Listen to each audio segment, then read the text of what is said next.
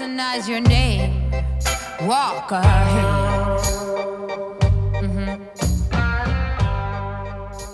Good morning, sir. Good morning, man. How you doing? Good. I said when you walked in the door, I was a little worried about you. Oh, man. It's about 20 minutes later than we normally start. Well, that's good, man. I'm glad you was worried about me. You know, friends need to be worried about friends when they, are not showing up at the exact moment. You know what I mean? But with that being said, I knew you were off today, so I figured, it wasn't a big deal, to work out a little longer. Yeah, it's not as big of a deal because I don't have to get to work immediately. Yeah, I just saved you from having to go run real soon. You said you was going to go run afterwards. I'm going to go run after I upload it. I'm gonna go run. Yep. Yeah, I just wanted to come over and do the podcast and then, let the sun come out so that way when you're running it's just nice and, shiny and sweaty and bright and, making you feel good about yourself running in the, 83-degree weather today. I got back to running yesterday. It was about 60 at 5 a.m. Yeah, it's going to be 83 today. Oklahoma weather changes quick. That's why everybody's getting sick. Dylan said he had strep, man. I told him going to the doctor, bro. Get out of here. Canada? Yeah. Bro, I ain't trying to be sick, bro. A couple other, we'll say, illnesses. You trying to be sick? No. I ain't either. Nope. Shoot, no, I got 5 weeks left in training camp. Yeah, no, man. It's that time of year, though, that, sick season, allergy season and stuff like that, man. I just been trying to take, preventative care. The coronavirus now, they said the only way you can get rid of it is keep your hands washed. So I think that's probably why a lot of people. I sanitize my hands like 17 times a day. Me too, man. My hands are white right now. Yeah, they're dry. I wash my hands over and over. Every time I touch somebody and wash my hands, I go from hand sanitizer to lotion to lotion. Man, I'm watching that stuff all for me. I just got into the habit of it whenever COVID started. Yeah. I was never big into like sanitizing all the time, but I just made it a habit like 10, 15 times a day. I just go over and I don't do it as often anymore, but I still do it quite a bit. Yeah, it just became a habit. It's a new norm. Plus, like, you get people, like, you go shake someone's hand, then you're like, I'm going to go sanitize my hands. Oh, yeah, man. Not everybody, but some people be like, there's no way their hands are clean. Ain't no way, man. Or you ever see that one person, man, that do this and then come up to you and shake your hand? Or I'm like, bro, or scratch the ass. Yeah. Or rub their head or anything. Your underarms, armpits and stuff, and then try to shake your hand. Nope. Boy. Not me. No. I'm going to pound you. Yeah, fist. Yeah, I blame everything on COVID. I remember COVID. I remember when COVID started and people that were like, we had not just customers, but people would come up to the dealership. And this was like when everyone started wearing a mask. Everybody started the social distancing. And then like dirty people that were coming up all raggedy were wanting to give you, what up, Bo? And you're like, Hey, I'm a air bump you. Yeah, air bump you straight up, man. That was the only good thing about having to wear those masks is if you had some stinky people that you were around or cigarettes and stuff, you didn't have to smell it as much. You didn't smell nothing with them that mask on, nope. And you did not have to smell. Man, I couldn't even smell my own farts, man, with that mask on, man. Real what? Unless you bent over. Yeah, I might get trapped. I had a double mask at one point in time. I was did. like, bro, listen. I don't want it, man. I don't want it. I'm a girl when I get sick, man. You don't get sick too often, though. I know. I ain't trying to. Yeah. I am not trying to. I'm trying to stay away. You got a pretty strong immune system. Man, I do. So I guess, I don't know, about 6 years now, man. I just started taking a one-a-day vitamin, I guess, about 6 years ago. And I really try to take my vitamins every day. Like, I don't try to skip a day. Man, I'll skip Saturday. I'll skip Sunday. It's just because I'm at home and, I'm kind of out of routine or whatever. But in the middle of the day, I'll just think about it and then I'll take one and then just try to take care of myself as much as I can, man. I'm 44, so I get a physical every year. That's something that I'm gonna do every year just to make sure, man. Give me a little bit of hope. Give me a little bit of faith, man. I can keep on going. Yeah, really. But you taking care of yourself the way you do. You had one of your classmates, I think, was of the dealership, and me and Marks were talking about it. It's like, man, just see how much better Bo takes care of himself than 99% of people his age. Yeah. And I'm sure that has to do with your longevity and, your body being able to fight back against people that are sick. Yeah, it does, man. It's sad for me. Shoot, man, it's sad, man. Because, you know, some of my best friends, you know, growing up, some of my best buddies growing up, which they still are. I mean, I'm not, you know, regardless of what type of lifestyle or what they're going through or who they are, you know, I'll continue to love them. But it's sad, man, to see them. You know, it really is, man. And, you know, I was one of our greatest friends, man. I seen him. He got wrapped up in drugs really hard. And, man, he looks, you know, like he's 80 years old, man. You know, he really does. And I'm sure he feels that way, too. So, you know, it's sad, man. So that motivated me right then, you know, to just try to be, you know, be as in as much shape as I can, you know, try to help my friends out. You know, maybe if they see me, you know, being in shape and, you know, trying to do the right thing, live the right life, maybe I can help them. Maybe I can motivate them.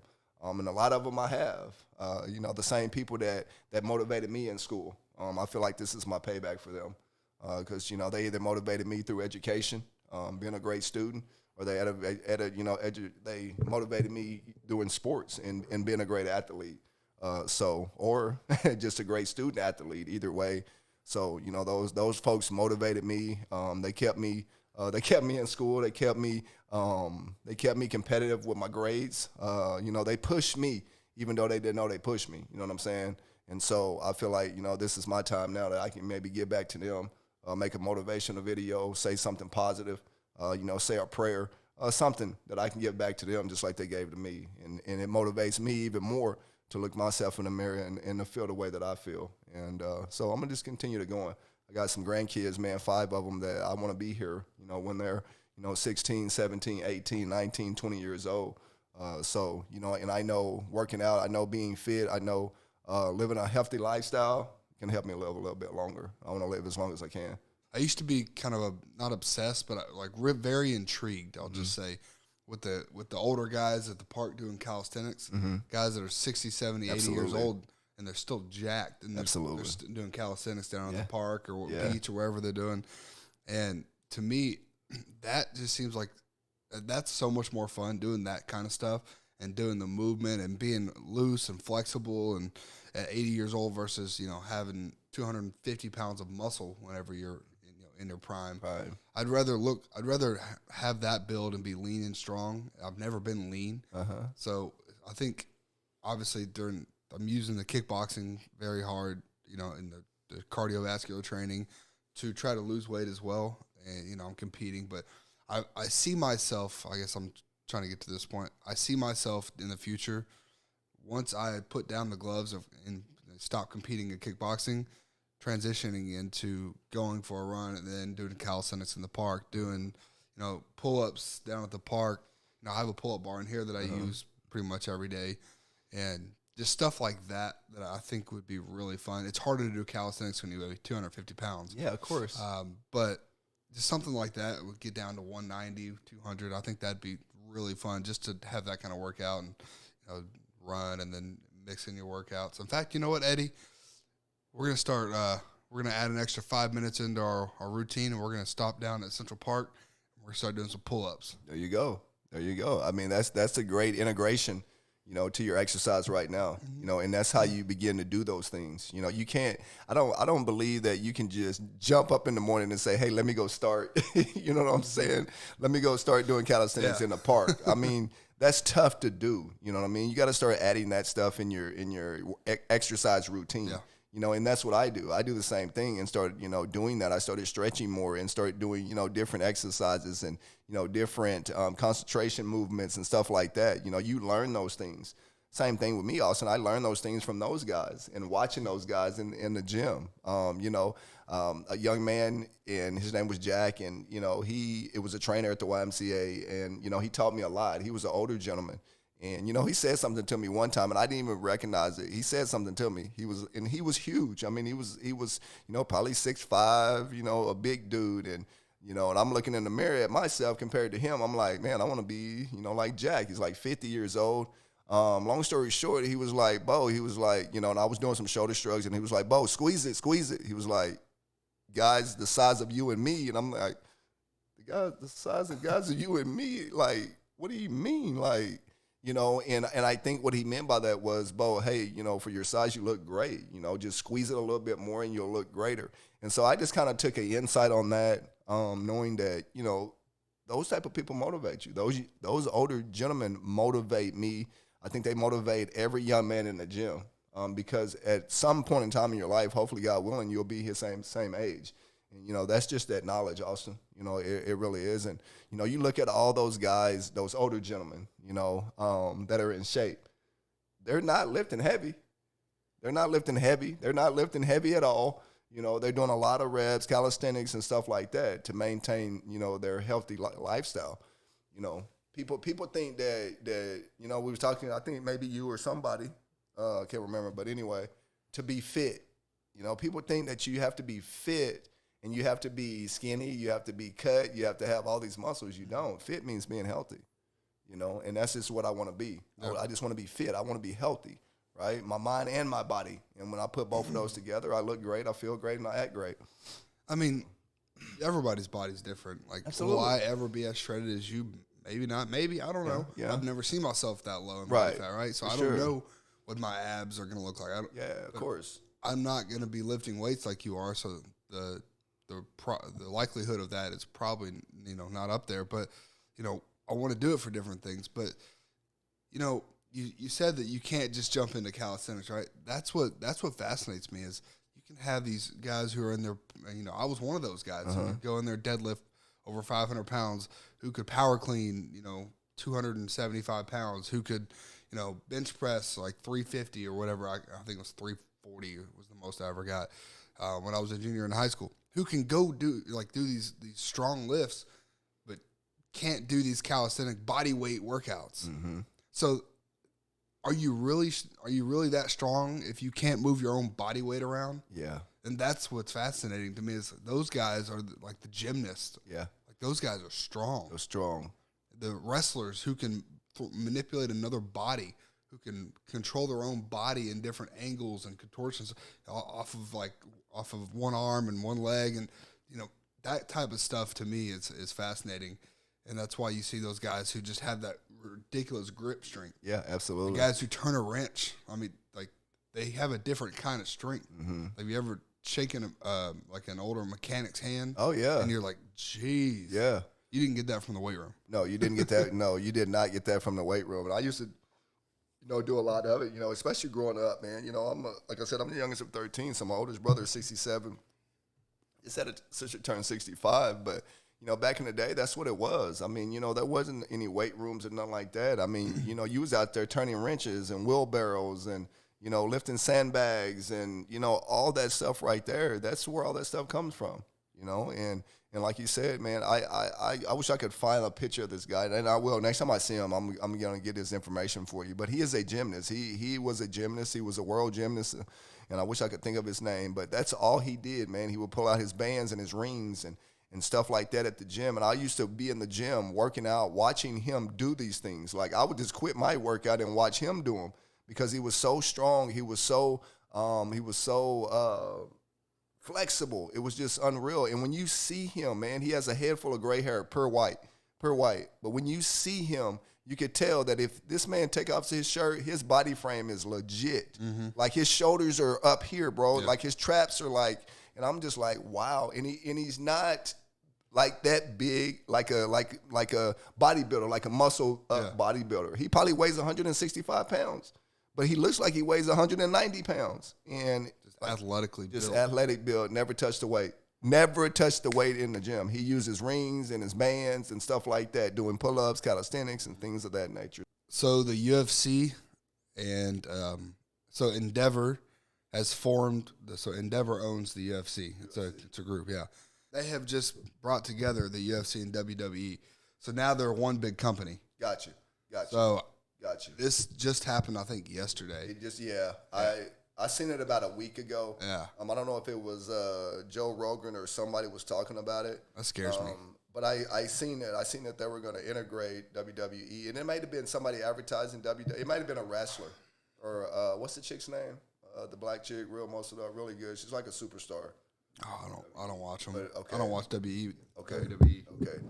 But anyway, I heard that. Yeah. So what's that like? I mean, it's going to be wrestling and no. So I think they're going to be completely separate. It's just that the parent company's the same. I don't think they'll do anything to take away the legitimacy of the competition of the UFC. I don't think they're going to start staging stuff like they did in the WWE, even though there is precedence when you look back at MMA. Like, you've ever heard of Pride? Yeah. With Pride, they used to have a bunch of fixed fights all the time over in yeah. Japan. Yeah. So I don't think that'll be the route, but it is making a lot of people nervous. And I don't know. I just don't want that to be a cloud over, because it already, people already, say fights are rigged, stuff's rigged. You get that from everywhere, but now you're giving your fuel to the fire. Yeah. And I don't like it.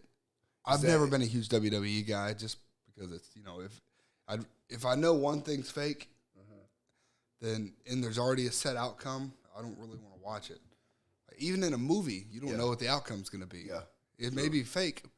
You don't know, know the outcome. Iron Man's not real, but most of the time you don't know the ending. Yeah, you don't know the outcome. Yeah, so I don't know. I'd rather watch some actual competition. Is that what the nervousness is about? Just UFC being staged and fake now? Yeah, I don't want it to be a joke. Joke, Boxing's already kind of a joke. I wouldn't say it's a joke, but it to a degree, we don't get the matches that we want in boxing, right? You're getting Gervonta Davis versus Ryan Garcia, and that is an anomaly. Tyson Fury and Alexander Usyk just fell through. Yeah. Like, you can't get mega fights. You can't get the superstars to fight each other. Of course, in WWE, that's not the case, because they're all fixed fights, wrestling matches. So, I mean, they do well on that front, but it's not the same. And I just don't want it to turn in. The UFC is kind of like the last man standing. MMA is like the last man standing as far as actual competition in combat sports, like of the top level, bodies of combat sports. So it just makes me nervous on that front. Yeah, what's the reason? Did Endeavor just come in and buy them out, or what's the reason? I just saw the combine. I didn't read too much into it. I need to do a little more research when we talk about it later. But yeah, for sure.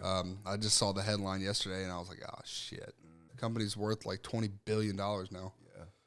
If you'll remember, in 2016, the UFC sold. I think Zuffa sold in the UFC to Endeavor for like $4.5 billion. Yeah, it's about the money. About the money, and then they partnered with ESPN. Yeah, it's about the money.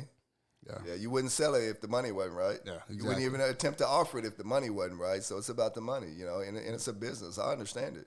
I mean, really, you look at social media, you look at TV, it's a business. I mean, if there's no ratings about the show or no ratings about, the show that's on, you ain't getting no money.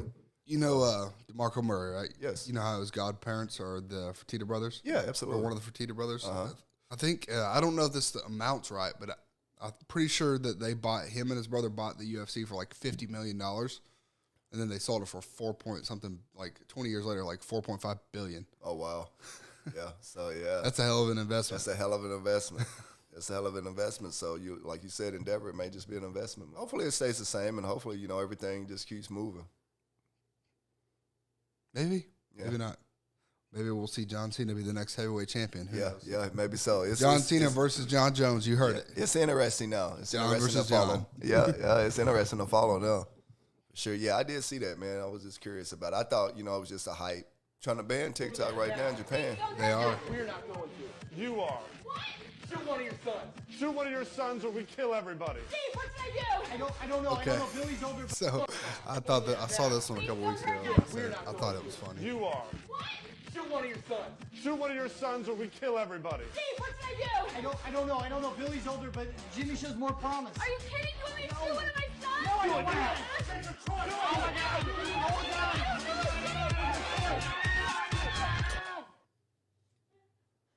The gun's empty.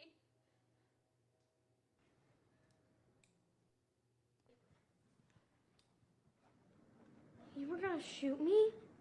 There. Now you know who your mother loves more. Do what you want with that information.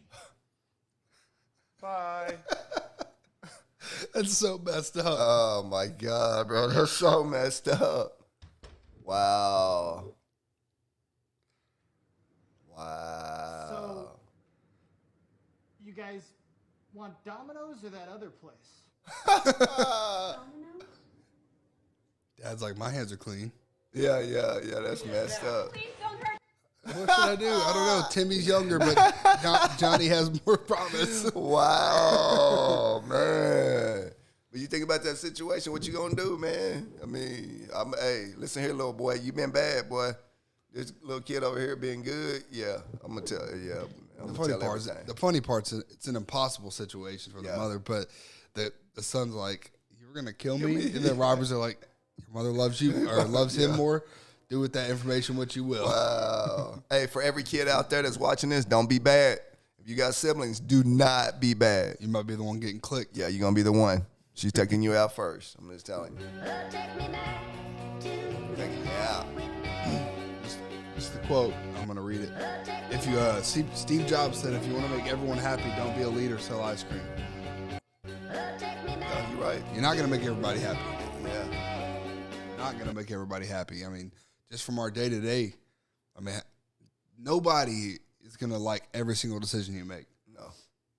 No, not at all. Dealing with salesmen all the time.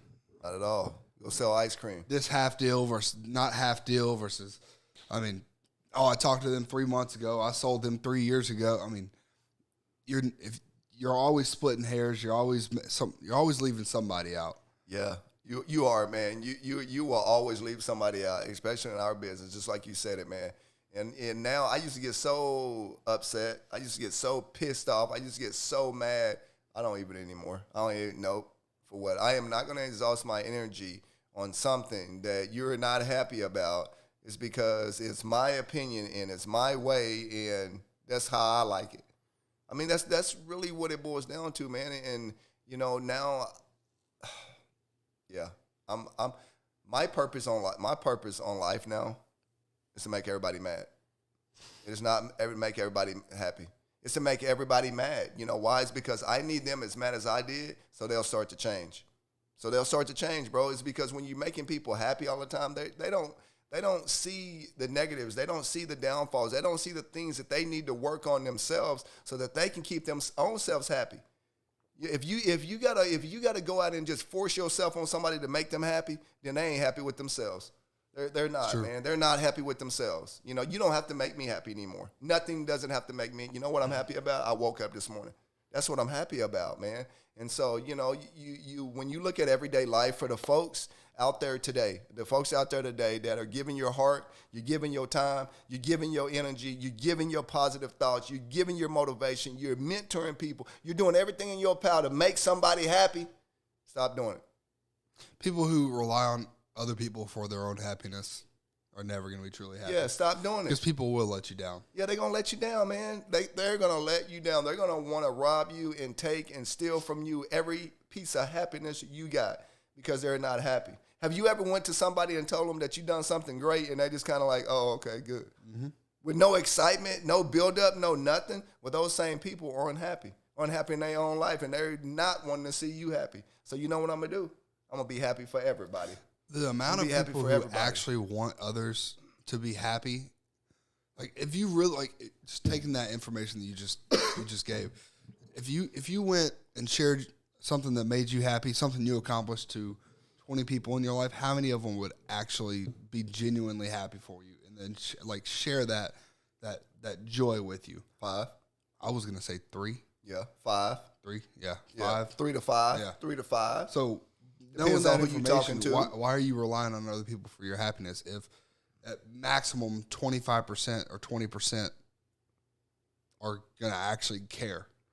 Because that's the way the world is. Because it's worldly. We think that we need the world to validate what we do. Mm-hmm. We think we need the world to validate everything that we do. We think we need the world to tell us how we live our life. Mm-hmm. No, that's not it. And that's what the problem is. You know, that's where the problem lies at, man. You know, the world can't tell me how to live. God can. You know what I mean? And I'm going to try to live my best life, right? And if I don't live my best life and I don't live the right way, well, that's up to me. You know, that's I can't blame Austin. I can't blame my wife. I can't blame nobody other than me. Happiness is an emotion. Happiness is an emotion. It's a feeling. It goes up and down, right? You make yourself happy. You make yourself feel that way. If you tell me right now, Austin, you don't want to be friends with me no more, ever. You don't never want to see me in your podcast, ever. I'll look at you and say, thank you so much for letting me know that. Because we could sit here all day long and go all these years, and you never tell me that, and I'm sitting here giving you my best, and you don't even like me. Mm-hmm. That's not fair. That's not fair to you. Nope. That's not fair to you. It's not fair to me, but it's not fair to you. It's because you're the one dealing with the unhappiness. I'm happy, and so if you're unhappy with somebody, go tell them. Tell them. You don't have to be rude. You don't have to be mean. You don't have to be ugly. You can pull that person to the side and say, hey, listen, here's a situation. It pissed me off because you did this. I understand why you did it. I know why you did it, but it pissed me off that you did it. Do you mind doing it a different way? Do you mind letting me know ahead of time? That's how you work with and build relationships, man. But here, people go out and do things just to make somebody else happy. We have salesmen come to work just to make somebody happy. And I look at them every time, are you happy? What are you working for? Well, I'm working for my family. I'm working for this. I'm working for that. I'm working for this. I never hear that I'm working for myself. I never hear it, and I keep asking it, and I haven't even told them what I'm asking for. Yes, I'm working for my family too. You know that. I'm working for my grandkids. I'm working for my whole family. But guess what? It starts with me. I have to work for me because I have to be the best person for that job, for that task, or whatever it is, so that I can go make my family happy. And so with that being said, guys, make yourself happy first. Seriously, make yourself happy first. Whatever you got to do to make yourself happy first. Because when you go talk to other people and you ain't selling ice cream, they ain't going to be happy. And that's going to spoil your ice cream. It's going to melt it. You're good just the way you are. You're perfect just the way you are. You should accept yourself just the way you are. It's like, well, okay, so what does that say about who I should become? Is that just now off the table because I'm already good enough in every way? So am I done or something? What about who I should become? And then, well, how should I feel good about myself when I don't? Because I'm not getting along with myself. I'm anxious and hopeless and nihilistic and depressed, and I'm not getting along with other people. So how is it that that's all? We'll stop it right there. We'll break down the first part of it. So you're pretty familiar with Jordan Peterson, right? Yeah. So he's very controversial. I don't know why, just because he's brutally honest. Yeah. I mean, he's a clinical psychologist. Yeah. I mean, who would you trust more about people than a clinical psychologist? It's like clinical psychologist. And he's been doing it. He's from Canada. I don't know where at in Canada, but he's been doing this for, I think, 20-something years. Yeah. I'm going to let you take this one. Yeah. No. The first part, what he was saying is be happy with yourself, right?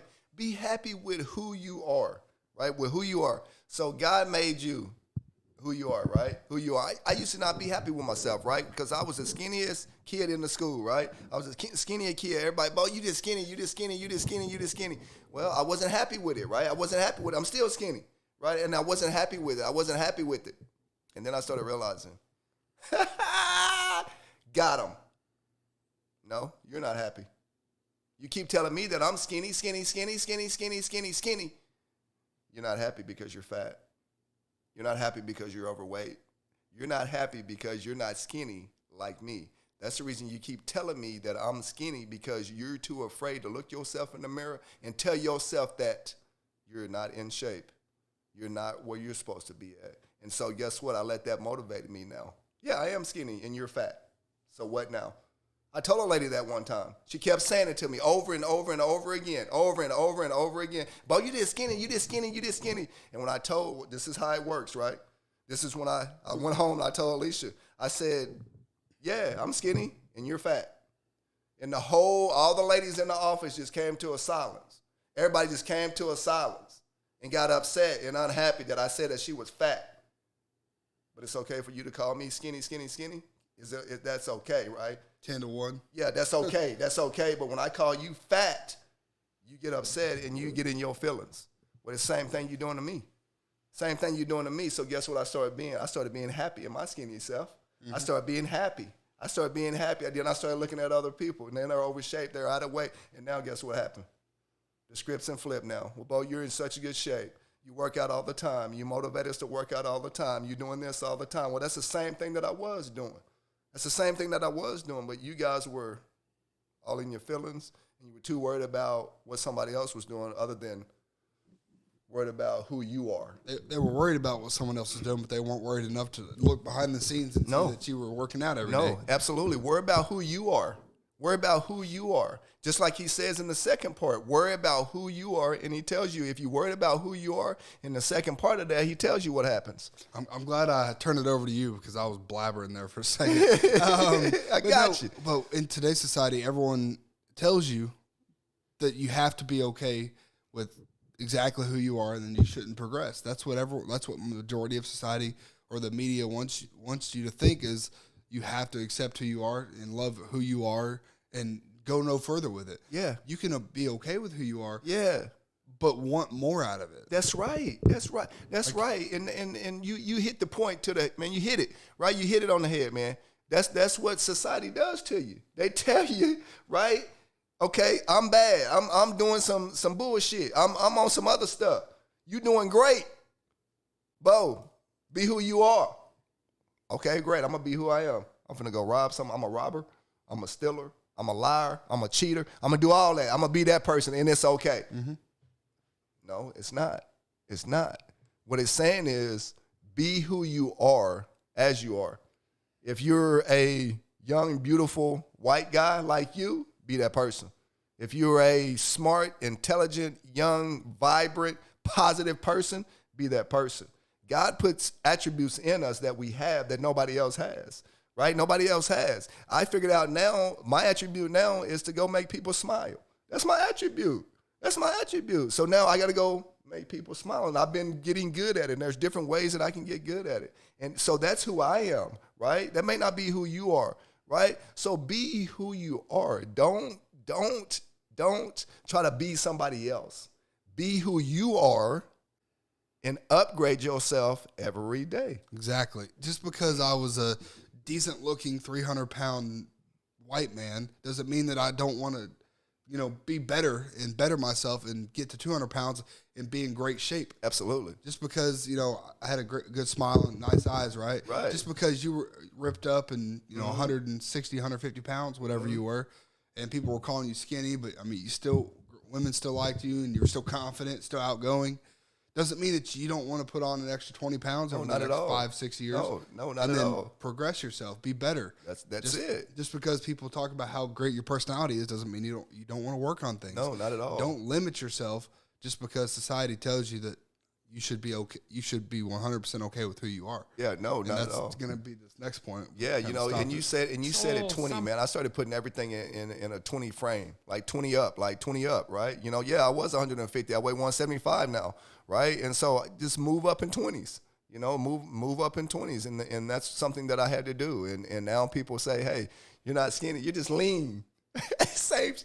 same thing, right? People always want to throw little jabs. Little jabs, man. Little jabs here and there. So please go be who you are today. Make a task of being who you are and upgrading yourself today. Somehow something I should feel good about without being deluded. And these are complicated questions because you don't want to beat yourself with a stick, which might be the opposite of that as well. Feel bad about yourself. It's like, no, be judicious and merciful with yourself and think that you need to accept yourself in some way, the way a mother accepts a child. But the maternal spirit is not the only spirit that governs the love that a child requires properly. You have the paternal spirit of encouragement as well, which is, well, we need to shelter and protect you and to provide for your security the way you are, but you could be a lot better and should be, and I have faith that you could be. What's the fine line of feeling good about yourself without being deluded? I think a lot of that's the word I was looking for. A lot of people are delusional about themselves, delusional about their friends. I mean, you see it a lot in guys too, but I'm going to point it out. I'm going to come for the women's throat here.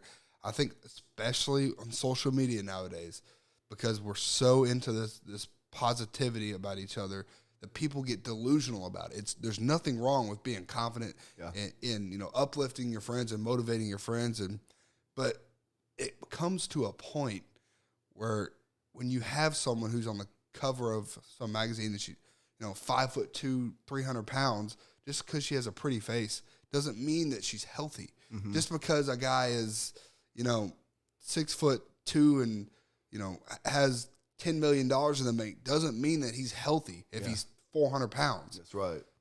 And the same thing, it's not just about physical traits either. If I have an awful personality, if I treat people like dog shit, but I look like Brad Pitt, that needs to be pointed out. In fact, you see some of these cancel cultures trying to do some of this. I think it goes a little too far sometimes, but you can, just because you're rich and famous and hot doesn't excuse you. Amber Heard in the whole Johnny Depp trial. Just because you're hot does not mean that you get away with bullshit. No, you do not get to treat people like dirt and get away with it. No, not at all. So how do you be okay with yourself and accept yourself but not be delusional about it, and you can still work on yourself? So I think that is what he was talking about. And the maternal instinct is to, accept the child for who the child is, provide, protect, but also you can be better. All right, I think the paternal instinct is kicks on that very much. So the father, boy, get out there and mow that yard. Get out there and do something difficult, like you do with your grandkids. Nope, make it up the hill. Yeah, you find a way. Figure it out. That's it. You have to still push. You still have to work through difficult things in life. Otherwise, you're gonna feel lost. You're gonna feel depressed at some point. Like, how do you work through that depression and that anxiety? You accomplish tough things and you figure out what you're capable of. Yeah, absolutely. For me, I know that's 100%, because at one point I wouldn't say I'm definitely not chronically depressed, but I've had some depression in my life, just like everybody. Yeah, we all do. But there was a couple year span where I felt like I really was chronically depressed, and I told my stepdad this, who's a PA and Elias is a physician's assistant, and he told me, Austin, you're not depressed. And I was like, yes, I am. Yes, I am. I tried to play the victim.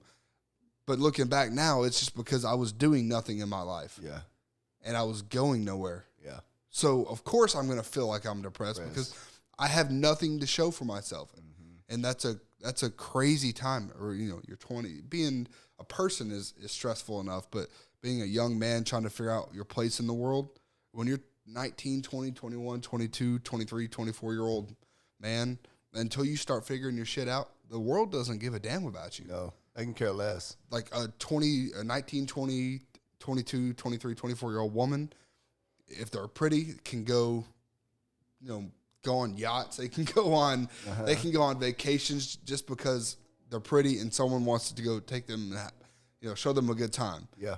Because that's the way the world works. Right. But as a young man, you have to figure stuff out on your own, and you have to go through that gauntlet of figuring out who you are and what you can provide to the world, what service you can provide.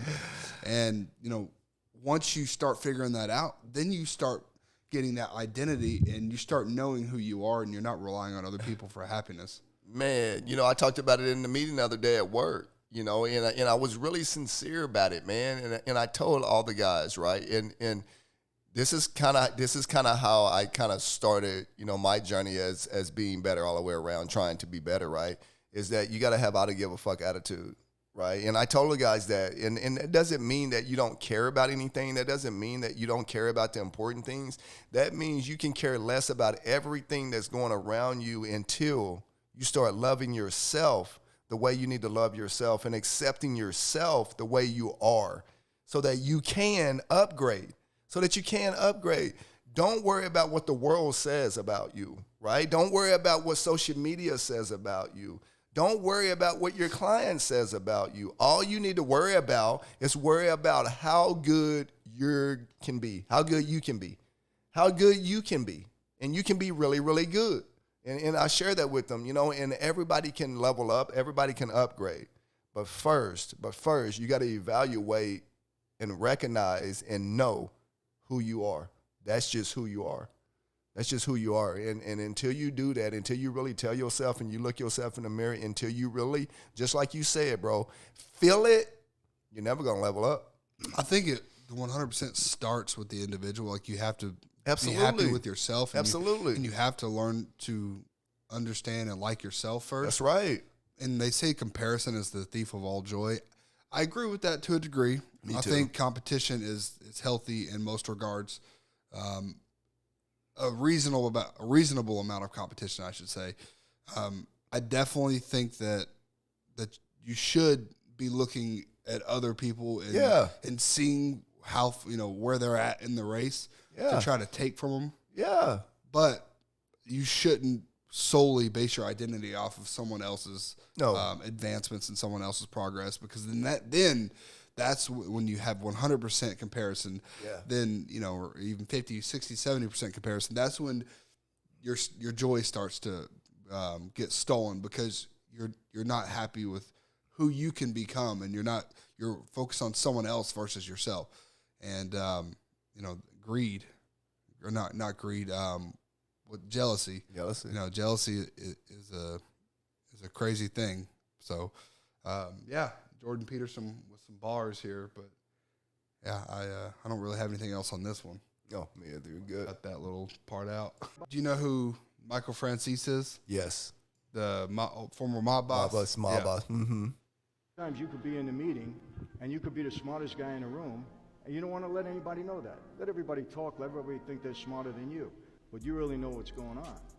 There's other times when you're in the room, you could be the least smartest guy in the room, but you got to make them think that you're smarter than them. And if you can master that technique, then you can get just about anything you want in any negotiation. Sometimes if you're the smartest guy in the room, you don't want to let everybody know that. I'm going to use this as a comparison.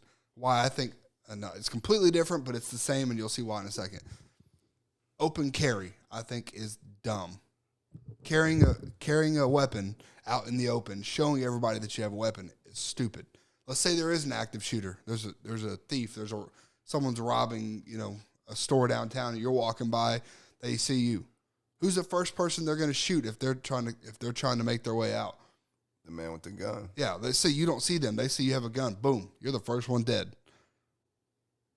So why would you give that up to your enemy? Yeah. Why would you show them that you have the weapon? Mm-hmm. If someone's in the military, you think, and they're trying to blend in, or someone is James Bond, you think he's trying to show all his guns that he has? He probably has 5 guns on him. Mm-hmm. He's going into a casino. Yeah. And they don't know who he is. You think he wants everyone to know that he has 17 guns on him and 17 million ways to kill you? No. No, not at all. He doesn't want you to know he's the most dangerous man in the room. Yeah. He wants you to think that he's just some suave, playboy. Yeah, absolutely. Same thing with Bruce Wayne. Mm-hmm. You think he acts like an idiot and acts like a playboy because he doesn't want people to know he's Batman, so he has to put on that facade. Yeah. Same thing here. If you're in a meeting, you're in a negotiation, you don't always want to give up your cards. Mm-hmm. Just like in sales, I call it the bullet theory. Yeah. If you have 12 bullets in your magazine, you're not going to fire 11 of your 12 right away and be left with one. You use them strategically, mm-hmm. right? And we use that for overcoming objections. I don't know if you've ever heard the term bullet theory, but you know what I'm talking about when I say it. Yeah, exactly. But yeah, and if you're the dumbest guy in the room, sometimes you have to show that make people think you're a little bit smarter than you actually are. Otherwise, you're not going to be taken seriously. For sure. Now, I think that is much more common than the former that we were just talking about. I think much more people try to sound smarter than they really are, and they don't know how. And it comes across very shallow. It comes across very annoying. Life is a competitive edge on both sides. It's on both sides, right? It's competitive edge not to give up all your nuts, not to give up all your information so that somebody overruns you or overtakes you. And then also, no one wants to feel dumb, or no one wants to feel embarrassed. And no one wants to feel less smarter than anybody. In those situations, then, that's where you open up your mind, open up your ears and listen, learn, gain that knowledge, and now you are smarter. But that's just a competitive nature in anything, especially business, especially negotiation. It's you versus someone else. And just so you know, in that negotiation process, I tell salesmen all the time, the customer is designed to come in here and get the lowest price, get the lowest amount for them. We're designed to get the most amount of money. It's true. That's just the way that it is, okay? And guess what? I tell customers that all the time. I tell customers that you're here to get the lowest price and get as cheap as you can. I'm here to get the most amount of money. And both you and I, we don't have to do that. We'll meet right in the middle. We'll meet right in the middle, so it's a win for you and a win for me. And that's how you negotiate. What I'm saying is you can still make the negotiation fun, exciting, and happy. You know, you don't have to make the negotiation, well, I got to hold this information from him. I'm not going to let him have it over there, you know. I'm not going to do it. And no. It's not that you're and I know how some people take it. Well, I'm holding all this information. Well, how can these folks help you and get what you want? It's not withholding information. It's just being a smarter negotiator. Tip for anyone who's in a room, who's in a meeting, in a negotiation, and you don't want to seem stupid. You don't want to be the dumbest guy in the room, but you're obviously outmatched in experience and you know, IQ, whatever you want to call it, right? Both, everything. Ask questions. Ask potent questions. Ask deliberate questions. You have to pay attention because you may, like a guy with 17 years of experience can sit in that meeting and just hear bits and pieces and jump right into the conversation, make his points, and then everyone understands his points, and then everyone validates his points and knows that it has meaning. Versus someone who's 6 months on the job or 6 months in whatever the situation is, they are not going to have as much training. They're not going to have as much experience. So you're going to have to, if you're that guy with 6 months, you're going to have to sit in and listen deliberately. You're going to have to pay attention in order to pick up those things. And then if you have a question, no, don't ask super basic questions that everyone's like, all right, we've passed that 17 minutes ago. What are you doing, Bob? But ask questions like a few questions along the way, and ask them confidently. Don't. Hey, so you said this, you know, sorry to interrupt. So 5 minutes ago, you said this. What does that mean? Don't ask questions like that, but ask questions that are going to lead you into the next point. So you have to be based and do somewhat of your homework, but to try to make it seem like you should be there, ask questions. Hey, I know you said this, but in order to get us here, wouldn't you think that this would do? Be confident in your questions. You don't have to sit there and talk the whole time. In fact, most of the time, the guy that sits back like this and listens and pays attention to everybody is going to be the guy that everyone looks at and respects, not the guy that sits there and blabbers for 17 minutes. Yes, I'm so tickled is because you said the magical word. You said it several times. I don't know if anybody picked up on it like I did, but he said it several times. To be the best negotiator, you have to be the best listener. Hey man, how much those cookies cost? What does the car dealer pay for those cookies y'all send out to the people that didn't buy? $20 or $20 bucks what? Per call? Yeah, probably shipped $20. Is that sold or unsold? I think people do both. I think sold is a little bit more and unsold is less. No chocolate chips. Hey bro, thanks. Hey, when you signing back up for Cardone U, bud? Jared just got to get on his game, man. Yeah. I'm working with the top dog. He ain't closed me down. Why don't I just email you a thing and you sign it right now? We'll worry about the money later. Pay me later when you can afford to.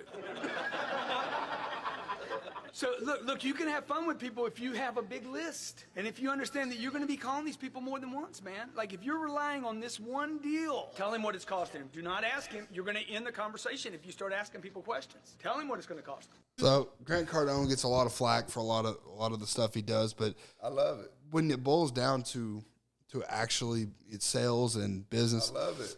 He's very open with a lot of things. You can learn a lot of things from him. I know you've learned a lot from Grant I got his Cardone. whole book. I guess some car dealerships send cookies to customers who are. Never heard of that. Yeah. So I thought that was pretty funny, but the part of that I think is interesting is he uses that. So he's using that the fact that people send cookies. He's bringing that up in conversation, joking around with them, and because he's trying to sell this person Cardone U. He's trying to sell them one of his products, right? They do a lot of sales training for car dealerships. The Cardones do.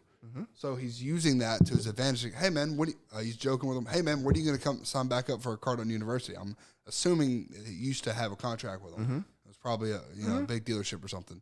I get an email every day. Every day. They email you? Every day. They called me one time every day. a couple years ago. Anyways, so he asked the guy, when are you going to sign him back up for Cardone University? The guy goes, whenever Jared closes me. I'm working with the big dog. Jared's like one of his top sales trainers. He goes, whenever Jared closes me, I want to work with the big dog, but he just hasn't closed me down. He's like, all right, well, I'm the big dog. How about I just send you something right now and sign it? Call people's bullshit out. Call people's bluff. Worry about the money later. Negotiating. Worry about the money later. Yeah. Is it something that you think will provide you value? Mm-hmm. If you start just bringing up the numbers, the money right up front and not provide value in whatever aspect of sales, negotiation, business, numbers scare people away without value. Yeah. If you walk up and I tell you you're going to buy a car, but it's going to be $200,000, or I'll just use one of ours. If I just tell you, all right, you're going to spend $100,000 on a vehicle today, you're like, even if you have the money, even if you have $300,000 in the bank, you're going to be like, don't think I'm going to do that just on a whim. But if I pull a vehicle up for you and it's a 2023 Ram TRX, and I show you that it's, the 0 to 60, I show you the horsepower it has on it. If I show you the tires on it, if I show you how badass this truck is, I show you the interior leather, I show you the 12-inch screen, I show you the heated seats, the cooled seats, I show you, everything, the sunroof, the suspension. If you get to see it, you get to go drive it, you get to test it out. And you're like, how much is this? Oh yeah, that's only $100,000. Like, really? Mm-hmm. Yeah, that's a lot, but man, that's a nice truck. Mm-hmm. You see how it's framed differently. Yeah, it's framed differently. And that's why we say the seal of the wheel, or the feel of the wheel seals the deal. And that can be applicable to any sales. Customer, client has to see. We should probably save this for the sales tips, so we'll go over it again. Yeah. But they have to see value in the product before any numbers matter. Yeah, it's like we'll go over that on the sales tips, but how you overcome a lot of objections. But, for sure, for price, sure. But for sure. Just to touch on the billionaire asking how much the cookies cost, right? So every client that they have, gets cookies set out. Well, now that's making that client happy, right? Not only the guy that, he's buying the cookies from, that also is making him happy. Just like Grant Cardone said, just say it to him. If there's a cost, that's what the cost of it is, and here's something too, your client does something. Your client does some form of living, right? Whether they work at Michelin or a car dealership or they have their own business or anything of that nature, right? That's value too. That's value too. And here for Grant Cardone, he's making a lifelong relationship, because not only can he go buy cookies, now he not only has cookies on his side, but he also has another young man that's getting ready to go to his university. So now guess what? You got joy of both worlds. They get cookies. He gets to go to university and upgrade. So not only does the client get cookies and they're happier, come back and buy more cars. Now this young kid gets to go to the university, learn more, sell more cookies, and it's a big old circle and a win-win for all of them. And, at times I think that's how you negotiate. That's how you bring value, right? You not only bring value in your product, bring value in your client's product. If you're selling that client a TRX and they're selling lumber, guess how many jobs that they can go to really, really fast? So, think about that when you're asking how much the cookies cost and what you're going to do with them.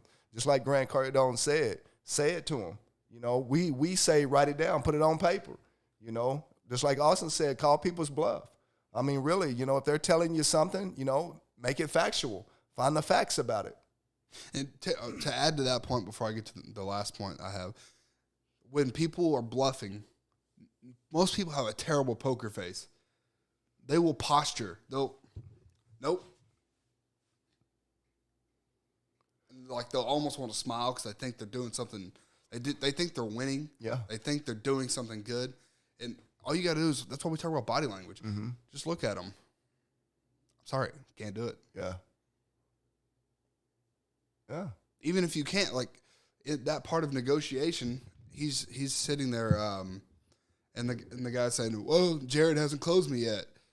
Okay, how about I send you over something right now? Right. Let's do this. Mm-hmm. You said you wanted to work with the big dog. I own this damn thing. Yeah. Let's do it. That's the PP. The problem was Jared ain't closed him yet. Well, here's the possibility. I'm gonna close you. Yeah. Right. So when you cut the fat, you can get down to it. Now, sometimes you have to fluff certain things up. For sure. But sometimes you just got to get to the damn point, because customers are going to be the one fluffing everything up. And you've got to get to, okay, is this something you're interested in or not? Yeah. Am I providing a service here for you? If not, that's okay. But I want to help somebody out. I want to help somebody with my service. I want to help somebody get get into a vehicle they want. That's why we ask customers, do you even like the vehicle? Do you love the vehicle? Because if you don't, it doesn't matter. Doesn't matter. If you can't see yourself driving this vehicle, it doesn't matter. Doesn't matter. Now, there's certain cases where that's not applicable, but we're not going to talk about that right now. But that last point, he said, you can have fun with these customers. You can have fun with these people if you know you have a big list of people. How terrible would it be to make 100 calls, talk to 20 people, and just have the same boring, shitty conversation every single time? Have fun when you're on the phone. Have fun with customers who come in. If we have 10 customers a day come in the dealership, you want to have fun with them. Absolutely. You want to have fun with them. You want them to remember you. You don't want to just remember trying to be sold. They want the experience. Mm-hmm.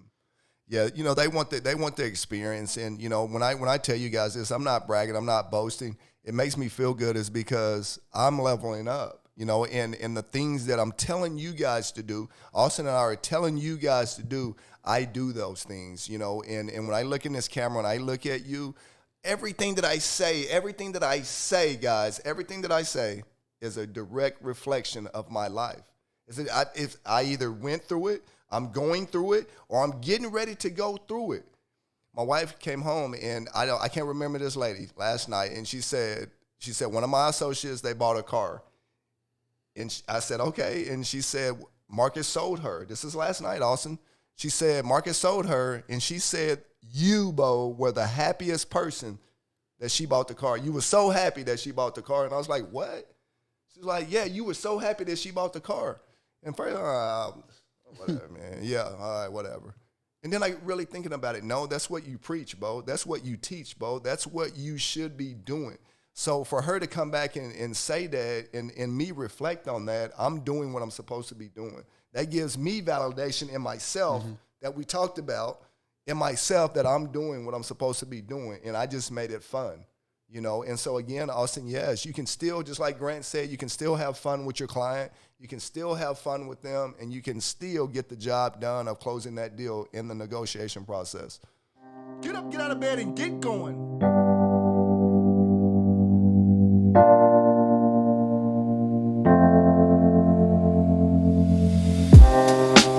Living for weekends, wishing I could take a break from this world.